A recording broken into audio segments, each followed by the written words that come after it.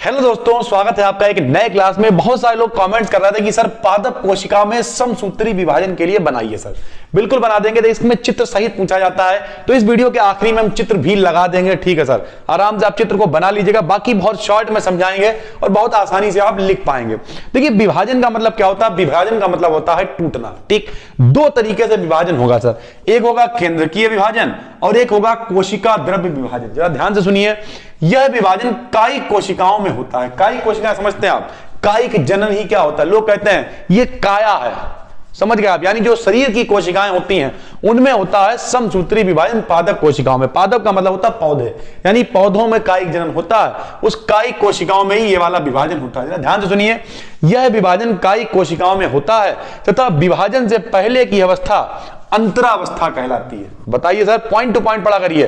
किन में होता है? ये कायिक कोशिकाओं में होता है। किन में होता है? कायिक कोशिकाओं में होता है। विभाजन के पहले की अवस्था क्या कहलाती है? अंतरावस्था कहलाती है। क्या कहलाती है? अंतरावस्था कहलाती है। और जब अंतरावस्था के बाद की जो है उसमें विभाजन की तैयारी होती है। जब विभाजन होता है तो कितने प्रकार का होता है? केंद्रकीय विभाजन, कोशिका द्रव्य विभाजन। हम हमेशा कहते हैं सर आपसे कि जैसे बायोलॉजी है, सामाजिक है, इनमें आप पॉइंट बनाइए। पॉइंट्स बनाए आपने, छोटे छोटे कीवर्ड्स टाइप, और उसके बाद आराम से नोट मेकिंग टाइप नहीं, आराम से नोट अपने हिसाब से बना लिए और बस लिख दिया। सबसे पहले आपने हेडिंग डाली, पादप कोशिका में समसूत्री विभाजन, लिख दिया कि इस प्रकार का विभाजन जो है वो कायिक कोशिकाओं में होता है तथा विभाजन से पहले की अवस्था अंतरावस्था कहलाती है। ठीक है सर, फिर आपने लिख दिया जिसमें कोशिका विभाजन की तैयारी होती है और यह विभाजन दो प्रकार से होता है। नंबर एक आपने लिखा केंद्रकीय विभाजन और इसे चला दिया। केंद्रकीय विभाजन में आपने लिखा यह निम्न प्रकार से होता है। इसमें नंबर एक हेडिंग डाल दी पूर्वावस्था। चार होती है सर, एक पहले वाली, एक बीच वाली, एक आखिरी वाली और एक अंत्यावस्था। तो पहली कौन सी होती? पूर्वावस्था, फिर बीच वाली मध्यावस्था, तीसरी कौन सी? पश्चावस्था और चौथी कौन सी? अंत्यावस्था। अब जो पहले वाली उसमें क्या होता है देखिए, इसमें जो क्रोमेटिन जाल है, जो क्रोमेटिन जाल है, क्रोमेटिन धागे टाइप होते हैं, उनका जो जाल है वो गुणसूत्रों की तरह विभाजित हो जाता है और जब टूटता है तो क्रोमेटिड्स बनाता है। क्या बनाता है? देखिए जरा समझिए, क्रोमेटिन टूटता है, क्रोमेटिन टूटा और यहां से ना हटा के डस लगा दो। चलो भैया, टिन में ना हटा के डस लगा दो, डस। यानी पहले में आप क्या लिखेंगे? क्रोमेटिन टूटता है और दो क्रोमेटिड्स बनाता है। क्या बनाता है? क्रोमेटिड्स बनाता है। ठीक सर, और केंद्रक और केंद्रक कला जो है वो समाप्त हो जाते हैं। यानी पहले आपने क्या लिखा? पूर्वावस्था लिखेंगे। इस अवस्था में क्रोमेटिक जाल, कौन सा जाल? क्रोमेटिन जाल, उसमें से ना हटा दिया, क्रोमेटिन को तोड़ डालो, ना को हटाया और डस लगा दिया, ना को हटाया और डस लगा दिया, यानी क्रोमेटिन जाल जो है वो क्रोमेटिडस बनाता है। क्या बनाता है? क्रोमेटिडस बनाता है। ये देखिए सर, मैसेज लोग बच्चे करते रहते हैं कि जो है सर, ये देखिए बहुत सारे, चलिए इसे बंद कर देते हैं। इधर देखिए, तो क्या करता है? क्रोमेटिडस बनाता है, केंद्रक और केंद्रक कला समाप्त हो जाते हैं। ठीक है सर, हम आपसे भी यही कहना चाहेंगे कि अगर आपको भी कोई दिक्कत है तो आप पर्सनली, आपको जब हमारे कोर्सेज में आप अगर एनरोल करते हैं वहां पर तो आपको व्हाट्सएप नंबर मिल जाता है, आराम से आप डिटेल में जाके हमसे आराम से 1 to 1 कोई भी दिक्कत हो सर, और वरना हटाइए, एप्लीकेशन को हटाइए, व्हाट्सएप को हटाइए, सब हटाइए, नीचे कमेंट करिए सर, जो टॉपिक आपको चाहिए कमेंट करिए, 2 से 3 दिन के अंदर आपको इसी चैनल पे प्रोवाइड करा दिया जाएगा। और इससे ज्यादा आपको क्या सुविधा मिलती है सर? बड़ा बच्चा जो होता है उसे पढ़ना नहीं होता, उसे चाहिए होता सपोर्ट। ठीक, सपोर्ट के लिए हम आपके पास हैं। आप बताइए आपको क्या टॉपिक चाहिए, हम आपको बना के दे रहे हैं, बस पढ़ते रहिए मस्त होके यार। तुम साथ हो जब अपने दुनिया को दिखा देंगे। तो जरा इधर देखिए, तो पूर्वावस्था में क्या हुआ? क्रोमेटिन टूटा। कौन टूटा? क्रोमेटिन। टिन का ना हटा के डस लगाया, तो यानी क्रोमेटिडस बनाया और केंद्रक कला समाप्त हो गए। फिर दूसरी कौन सी आई? बीच वाली, यानी मध्यावस्था। मध्यावस्था में भैया नाम से मध्य, नाम से ही पता चला मध्य, तो गुणसूत्र जो है वो मध्य रेखा पर व्यवस्थित होने लगते हैं। गुणसूत्र जो है वो मध्य रेखा पर व्यवस्थित हो जाते हैं। आखिरी है पश्चावस्था। अब भैया इधर देखिए, क्रोमेटिडस कितने बने थे? 2। तो आपने लिख दिया दोनों क्रोमेटिडस तंतुओं में सिकुड़ने से विपरीत ध्रुवों की ओर खींचने लगते हैं।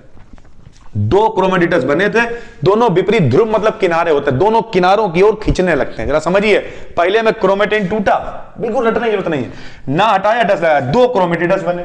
दूसरे में क्या हुआ? मध्यावस्था है, तो जो ये क्रोमेटिडस वगैरह बने थे ये कहां? बीच की ओर, यानी मध्य रेखा पर व्यवस्थित होने लगे। मध्यावस्था तो मध्य पे व्यवस्थित होने लगे। पश्चावस्था में क्या हुआ? ये 2 किनारों की ओर खींचने लगे। क्या हुआ, दो किनारों की ओर यानी दो ध्रुवों की ओर खींचने लगे और आखिरी में लास्ट में जो अंत्यावस्था थी दोनों ध्रुवों पर इकट्ठे हुए। जब खींचेंगे तो एक उधर चला गया एक इधर, यानी क्रोमेटिडस विपरीत ध्रुवों पर एकत्र होकर दोबारा से क्रोमेटिन जाल, शुरुआत क्या कहां से की थी, क्रोमेटिन जाल से, आखिरी में फिर क्या बन गया, क्रोमेटिन जाल। शुरुआत में केंद्रक और केंद्रिका कला क्या होगा, तो समाप्त, आखिरी में केंद्रक कला और केंद्रिका दोबारा से दिखाई देने लगते हैं। तो कितना आसान है जरा समझिए। सबसे पहले पादप कोशिका में समसूत्री विभाजन लिखा, कौन सी कोशिकाओं में होता है बताइए, कायिक कोशिकाओं में होता है। कौन सी कोशिकाओं में होता है, कायिक कोशिकाओं में। विभाजन से पहले की अवस्था क्या कहलाती है, अंतरावस्था कहलाती है। क्या कहलाती है, अंतरावस्था। जब विभाजन होता है तो कितने प्रकार से होता है, दो। पहला हम लोगों ने कौन सा पढ़ा, केंद्रकीय विभाजन। बताओ केंद्रकीय विभाजन कितने प्रकार करोगे, चार। पहला, बीच वाला, किनारे वाला और अंत्यावस्था। पहला, मध्यावस्था, पश्चावस्था और किनारे वाला। पहले वाले को क्या कहोगे, पूर्वावस्था। पूर्वावस्था में क्रोमेटिन जाल होगा। पूर्वावस्था में क्या होगा, क्रोमेटिन जाल होगा। टिन का ना हटाओ, डस लगाओ, यानी क्या होगा, दो क्रोमेटिडस बनाएगा। क्या बनाएगा, दो क्रोमेटिडस बनाएगा और केंद्रक और केंद्रक कला समाप्त हो जाएगा। मध्यावस्था में क्या होगा, गुणसूत्र मध्य रेखा की ओर इकट्ठे होने लगेंगे। उसके बाद आखिरी में क्या होगा, जो दोनों क्रोमेटिडस है वो दो विपरीत ध्रुवों की ओर खींचने लगेंगे और अंत्यावस्था में दोनों किनारे किनारे पे पहुंच जाएंगे। दोबारा से क्रोमेटिन जाल जैसा था वैसे ही बन जाएगा, दोबारा से जैसा केंद्रक था वैसा केंद्रक बन जाएगा, जैसी केंद्रक कला थी वैसी केंद्रक कला बन जाएगी। कितना आसान है सर, ठीक है। दूसरा इसका कोशिका द्रव्य विभाजन होता है। जब आपका केंद्रकीय विभाजन हो जाता है उसके बाद कोशिका द्रव्य विभाजन, तो हमने लिख दिया यह केंद्रक विभाजन के बाद होता है और पादप कोशिकाओं में पटलिका विधि के द्वारा होता है। पादप कोशिकाओं में कौन सी विधि के द्वारा, पटलिका विधि के द्वारा होता है। अगर इसके महत्व की बात करें तो वृद्धि व लैंगिक जनन होता है इसके कारण, ठीक है। नई कोशिकाओं का निर्माण होता है और जीवों और कवकों में इसी के कारण जनन होता है। तो बहुत आसान है इसका सर। इसके बाद आराम से आप क्या करेंगे, पूरी संरचना लिखने के बाद सबसे पहले आपने ये लिखा, विभाजन लिखा, इसका चित्र बना दिया और आखिरी में महत्व लिख दिए, पूरे नंबर आपको कायदे से मिल जाएंगे। हम बार बार कहते हैं सर सामाजिक है, ठीक है, हिंदी है, बायोलॉजी है, इनके देखिए बहुत बड़ा अगर आप विषय, अगर मान लिया मॉडल पेपर, कोई भी मॉडल है, यहाँ पे 3-4 प्रकाशन के हैं, इन्हें आपने खोला, बहुत लंबा लिखा होगा, पढ़ते पढ़ते सर आप दुखी हो जाएंगे। इतना लंबा नहीं पढ़ना यार, अपनी तरफ से पॉइंट्स बनाने। सबसे पहले समसूत्री विभाजन क्या होता है, परिभाषा लिख दी।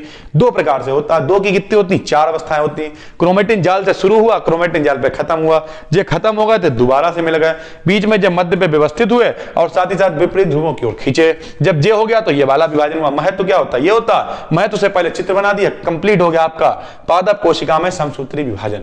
तो उम्मीद करते हैं दोस्तों समझा पाए होंगे, आपकी मदद कर पाए होंगे। नीचे कॉमेंट जो भी आते हैं उस पे वीडियो आपको दे दी जाती है। तो अगर आपको किसी भी टॉपिक पे वीडियो चाहिए है, कोशिश करेंगे लाने की उस टॉपिक पे। नीचे आप कमेंट करिए। नए हैं चैनल पे सब्सक्राइब कर लीजिए और डिटेल में जुड़ना चाहते हैं तो जिस नाम से चैनल है उसी नाम से एप्लीकेशन है, जाकर डाउनलोड कर सकते हैं। वहां पे आपको चैट सपोर्ट मिल जाती है, व्हाट्सएप सपोर्ट अगर आप हमारे कोर्सेज में एनरोल करते हैं और एक बार आपने डाउनलोड कर लिया तो नेट की भी कोई दिक्कत नहीं, आराम से आप देख सकते हैं। तो बस दोस्तों आज की वीडियो में इतना ही, फिर मिलते हैं, तब तक के लिए धन्यवाद।